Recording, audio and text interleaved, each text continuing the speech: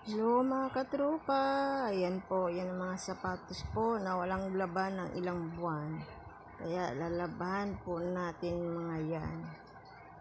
Laban ko po yan, tapos ko na po yan. Tapos ito uli. Sa mga anak ko po yung sapatos na yun, kailangan labahan kasi nga yung dagang malaki pumapasok sa amin. Bali, ang dumi-dumi na ng loob nun eh.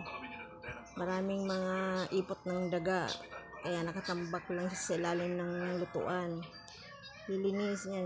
Linisan natin para pag natuyo, yan, itatago ko yan, ilagay sa plastic tapos itabi dito sa loob. Tapos pag lang laba, yan, sarap din naman suotin po yan.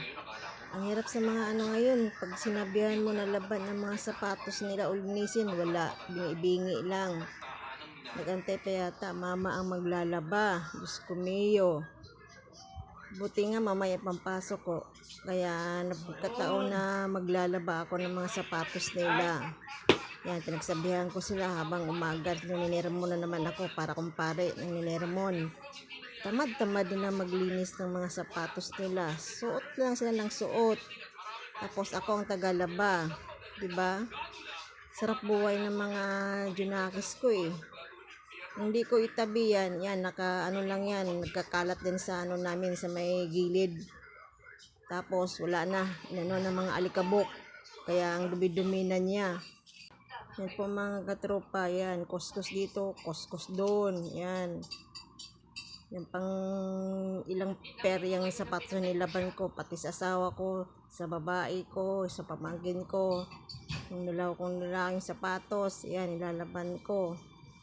Kasi lagi ako nabubunga nga ng sapatos linisin dito kasi nga nakabuyang-yang, ayaw. Kaya ako nang kumilos. Sa sunod, pag nakita kong gagamitin nila tapos iwanan sa may gilid, ay nako, ibato ko na talaga sa kanila yan. Hindi kaya itapon na sa dabas para wala nang ano, ay nila maglinis, itapon na para walang labhan, di ba? Nakapagod naman kung ako lang lagi ang maglilinis, maglalaba.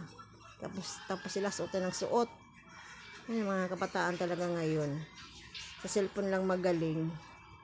Ayan po, malapit na pong matapos dyan. Yan, hinisang nung ano, yan, pangulo na pula yan. Sa pamangkin ko po yan. Yan na pong huli kong laba. Yung sapin. Yan, matatapos na talaga yung lola mo sa kakalalaba. Itong isa, ano to, inanong ko lang. Yan. Katapos natin gamitin lababo, yan. Sabunan ko muna kasi nga madumi. Diyan ako naglaban ng sapatos eh. Sabunan ko muna siya. Ay, yun ako ng sabon sa may konting Sondrox para ano. Para mamatay ang germs. O, diba? May germs pang alam. Tapos, yun, ina-dryer ko para matuyo agad. Yan po, oh. Pwede pong i-dryer yung sapatos. Ayan po, tapos na. Ibibilad natin siya sa araw. Ayan po, mga katropa. Yan. Kailangan mabantayan yan. Baka mamaya umulan. Kabasa, wala rin.